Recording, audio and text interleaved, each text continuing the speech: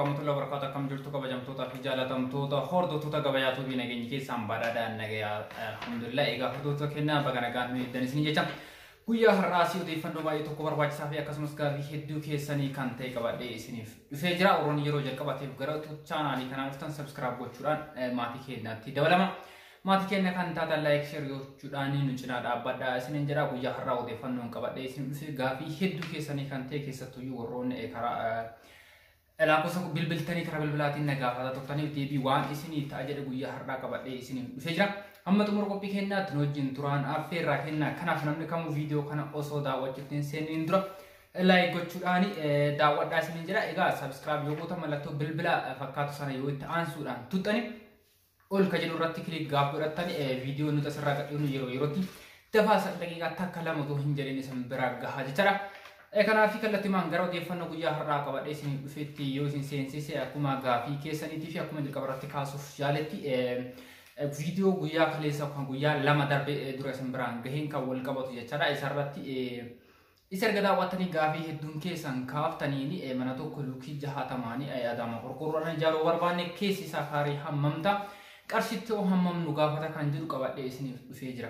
Warroonni humni keessan isin dandeessisee sadarkaa kana kan immoo akkaataa kanaan ijaarachuu dandeettan jalqaba isaa irraa kaasee hamma xumuratti akkamitti diizaayin gochuu akka dandeenyu fi diizaayin gaafa goonu yookaan kutaa meeqa nu qabachuu danda'a manni kun akkasumas qarshii hammamiin meeshaalee mana kanaaf barbaachisu ijaarree xumuruu dandeenya ogeessi mana kana nuuf ijaaru qarshii hammam nu gaafachuu danda'a kan jedhu diizaayin gochuu isaarraa jalqabe hamma kwaantitii isaa jalqaba isaarraa hamma xumuratti hojjedhee isiniif dhufee jira. Kana qofa osoo hin taane warroonni Adaamaa qorqoorroodhaan kaasuu hin barbaanne qorqoorroo normaaliidhaan ijaaruu barbaadanis qarshii hammam akka gaafatuu fi akkasumas immoo warroonni mana kana egaa sadarkaa isaa yookaan immoo ulaagaa barbaachisu hunda guunnee ijaarree qarshii hammam gaafata jettan warroonni gaafatanii fi warroonni humni keessan hammas isin hin dandeessifne fakkeenyaaf mana fincaanii keessa isaatti hojjechuutu jira lafa isaarra seeraamikii galchuutu jira. Akkasumas immoo korniisii gosa garaagaraa galchuutu jira jechaadha. Kanas gochuu osoo hin barbaanne mana fincaanii keessatti isin barbaadu lafa isaarra seeraamikii galchuu hin barbaadu qarshii hammam na gaafachuu danda'u ogeessi mana kana akkaataa kanatti na ijaaruu ammoo qarshii hammam na gaafata kan jedhuu fi walumaa galatti odeeffannoo kanaaf kan kana fakkaatan hedduu isaa qabadhee isiniif dhufee jira.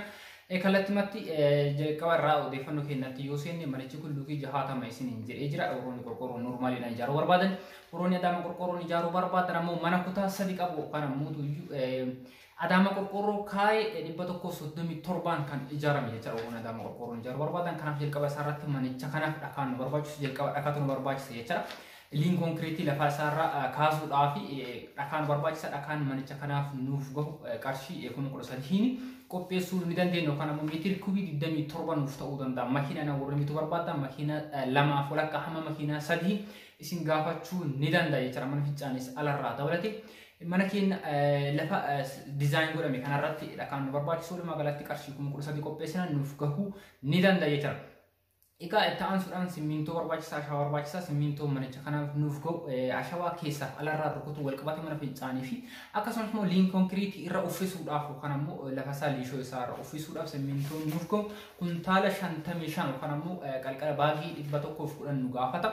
Yeroo kana gabaa irratti kuntaali tokko qarshii 750 gurguramaa jira jechuudha. Gabaa irratti walumaa galatti kuntaala 55 kana bituudhaaf qarshii kuma 41 isin gaafatu ni danda'a jechuudha. Kuma 41 hamma kuma 42 isin gaafachuu danda'a. Warroonni qorqoorroo normaaliin ijaaruu barbaadan warroonni Adaamaa qorqoorroon ijaaruu barbaadan qarshii kuma 47 isin gaafachuu danda'a jechuudha. Kanaaf Adaamaa qorqoorroon manneen ijaaramu gubbaa isaarratti gojuun isaa akkasitti ol kaa'amee waan ijaaramuu fi duuba isaarraan bolokkeetti barbaachisa.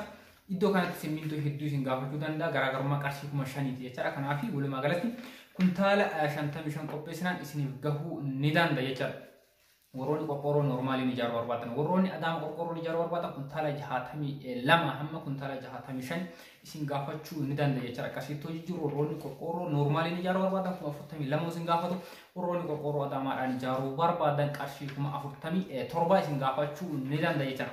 Kanaan kana yoo jenne taansuudhaan ashawaa manicha kanaan barbaachisu makiinaa 2 nu gaafata jechuudha. Walumaa galatti mana mukaan bolokkeetti Adaamaa qorqoorroon ijaaree qorqoorroon normaaliin ijaaree garaagarummaa hedduu kan uumuu jechaadha. Simmi ashawaa irratti makiinaa 2 yookaan sinotiraakii 2 nuuf gahuu ni danda'a. Walumaa galatti qarshii kuma kudha sadii nu gaafata jechaadha makiinaan takka yeroo kana gabaarratti irra jireessan magaalawwan hedduu keessatti kan gurguramaa jiru qarshii 6,500 gurguramaa jira. Naannoo tokko tokko irratti qarshii 10,000 wayinis iddoon itti gurguramu jira. Walumaa galatti qarshii 13,000 binnaan isiniif gahuu ni danda'a jechaadha. Itti aansuudhaan agirigeetii yookaan ammoo xaxariidha jechaadha. Kolonii fi biimii irratti mana bulokkeettiin ijaarame waan ta'eef xaxarii yookaan ammoo agirigeetii kana nu gaafachuu danda'a. Meetira kuubii 6 nuuf gahuu ni danda'a jechuudha. Magaalatti qarshii 6,000 qopheessina nuuf gahuu ni danda'a jechuudha. Isa hedduu waan nu gaafanne qarshii 6,000 yoo qopheessine isaaf nu gahuu ni danda'a jechuudha. Inni ta'aanu qarshii hedduu kan nu gaafatuu fi murteessaa kan ta'e sibiila jechuudha. Kolombaarii fi biimbaar kan jedhamu koloniidhaaf sibiila barbaachisuu fi biimiidhaaf kan barbaachisu jechuudha. Abbaa seentimeetira 12 fi abbaa seentimeetira 10 baay'ee yeroo baay'ee irra deddeebisan itti himee jira. Mana viillaa qabatee mana sadarkaa gubbaa isaarraa hin qabnu kan mana lafarraatiin ijaaruudhaaf sibiila nu barbaachisu abbaa 10 fi abbaa 12. Abbaan 12 eessatti gala abbaan 10 immoo eessatti gala kan jedhu ogeessi isiniif ijaaru inni beeka inni isinitti himuu danda'u kan ammoo inni isin ijaaruu ni danda'a. Isarraa kanaaf ammoo abbaa seentimeetira 12 kana kan nu barbaachisu kolonii barandaa irratti galuu fi tooppitaan biimii gubbaa manichaa irra ruufiin yookaan qorqoorroon osoo hin dhaminiin duratti kan galuuf abbaa seentimeetira 12 fayyadamuu qabna. Kolonii girgiddaa irratti galuu fi akkasumas ammoo gireet biimii kan jedhamu biimii lafarraatiif kan nu barbaachisu abbaa seentimeetira 10 itti fayyadamuu qabna jecha odeeffannoo kanarraa. Kanaaf ogeessi mana isiniif ijaaru sirriitti beeka waan ta'eef isaan isinitti himuu ni danda'an.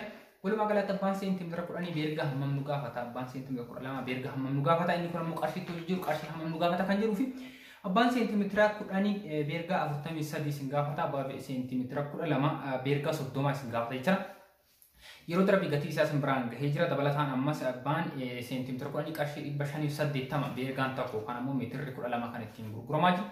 Abbaan seentimeetira 12 beergaan takka kan ittiin gurguramaa jiru qarshii 810 kan ammoo meetirri 12 isaa kan beergaan takka qarshii 810 gurgurama jechuudha.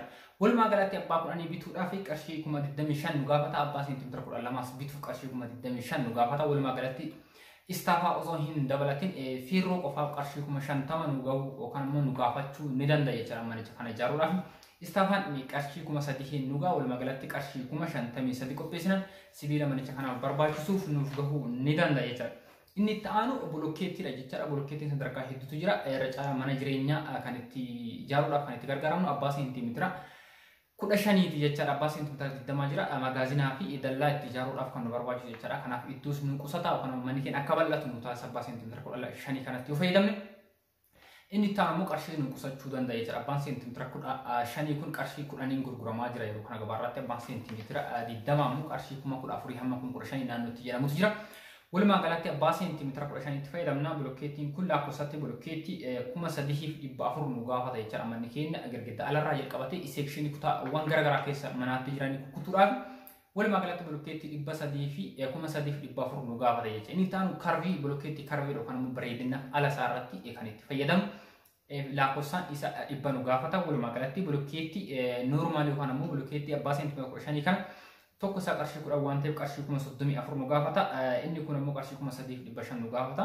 Walumaa galatti qarshii 37,500 qopheessinan bolokkeettii gosa kamuu mana kanaaf nu barbaachisu nuuf gahuu ni danda'a jechuudha. Yaadama qorqorroon inni ijaarra yoo ta'e qarshii 40 nu gaafachuu danda'a jechuudha. Akkuma jalqabarratti isin jedhe gara duuba isaatiin bolokkeettiidhaan ol ka'ama waan ta'eef qarshii 40 yoo qopheessine fi qarshii 42 42 yoo qopheessine yookaan bolokkeettii kanaaf nuuf gahuu ni danda'a jechuudha. Inni taanu balbala manicha kanaan barbaachisu kan alarraa dabalatee kan keessa manaa dabalatee kan sibiilarraa fi kan mukarraa jechaadha. Istiil dooriin wood door kan jedhamu yookaan ammoo alarraan sibiila kan galchinu.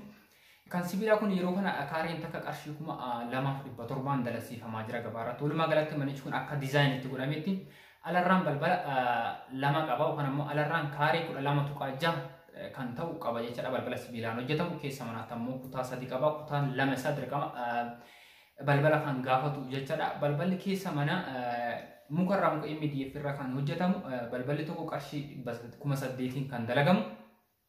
Balbala lamaa kana qarshii 16,000 galchuu kan ammoo dalasiifachuu ni dandeettan.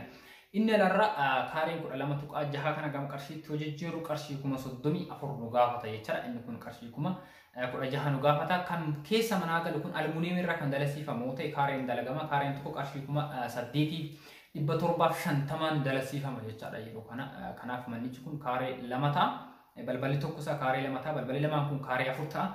Kaaree afur kana qarshii 8,750 kana yoo baay'iftan hammam akkasiin dhufu beekuu dandeettu. Inni kun ammoo bakka hedduutti kan gurguramu jecha magaalaa Finfinnee qofa keessatti argachuu dandeettan. Achirraa fe'amee isin fidamuufis ogeessi dhufee isin galchuus qarshii addaa isin gaafata waan ta'eef kanuma mukaa kana yoo galfattan baay'ee tokko baay'isa.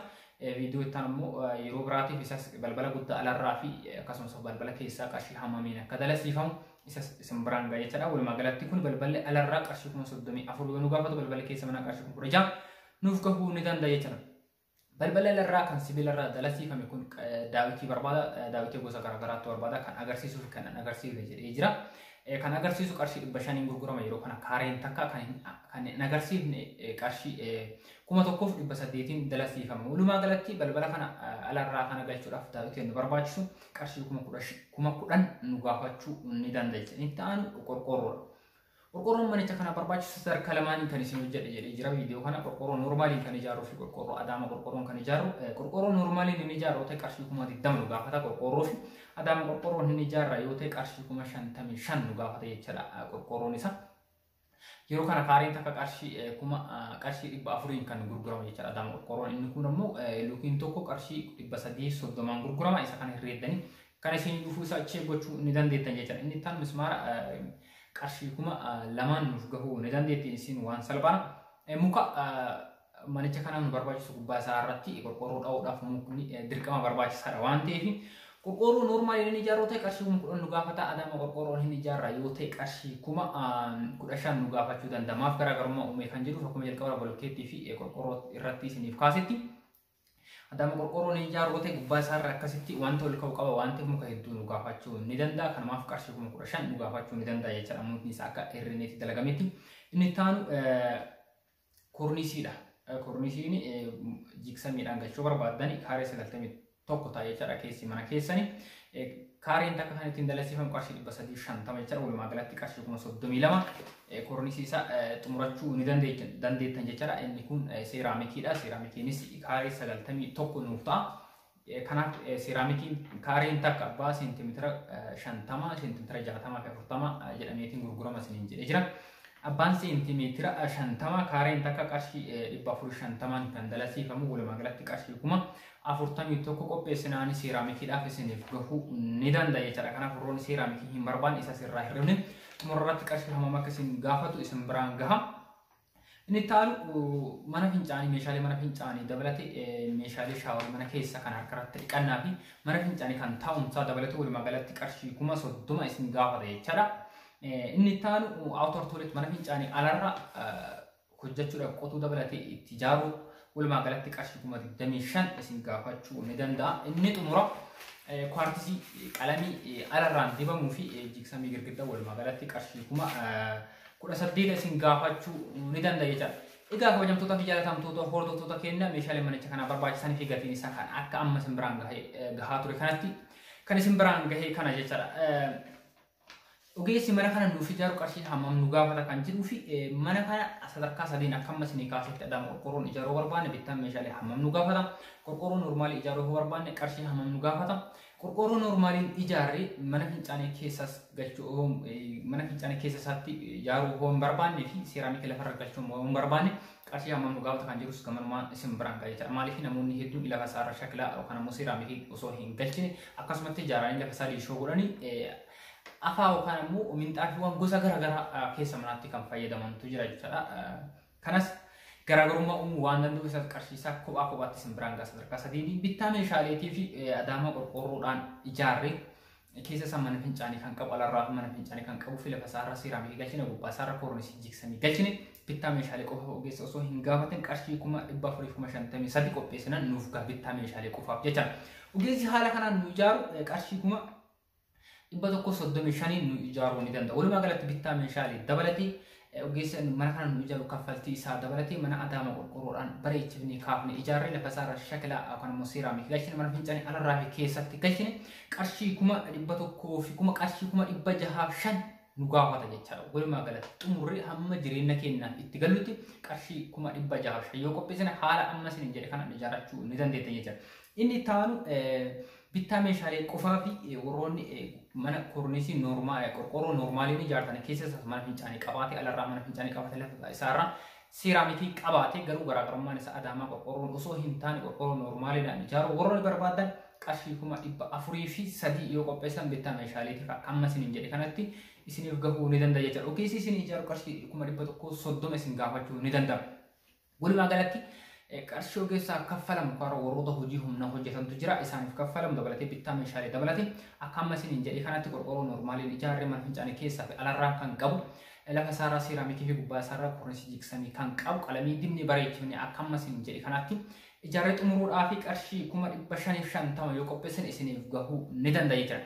Inni xumuraa fi inni dhuma qorqorroo noormaaliin ijaarree mana fincaanii keessa osoo hin taane kan alaa qofa ijaaranne akkasumas immoo lafa isaarra seeraamikii galchuu osoo hin taane akkasumas lishoo goone xumuruu yoo barbaanne bittaa meeshaalee qofa qarshii 332 nu gaafachuu danda'a. Ogeessi mana kana akkaataa kanatti nu ijaaru qarshii 120 nu gaafachuu ni danda'a.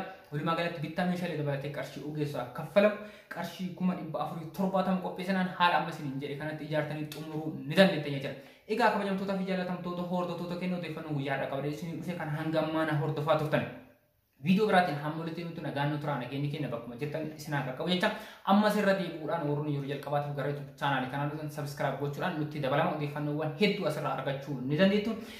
Warroonni nu hordofaa jirtanis ta'e haarawaa dhuftanii gaafiis yoo qabaattan yaadaa fi adeemsas yoo qabaattan karaa lakkoofsa bilbilaa keenya isin kennine nu gaafachuu ni dandeettan. Duwwaa 977 yookaan duwwaa 967 bilbiltanii yookaan ammoo karaa iimoo telegiraamii waasaapii fi miisenjaraan argachuu ni dandeettan. Qophii kana qopheessan biraan kan gaanu bulees keessan Ibrahim Buriitii viidiyoo biraatiin hamma walitti deebintu nagaan nu turaa nageenyi keenya bakkuma jirtan isin haa qaqqabu.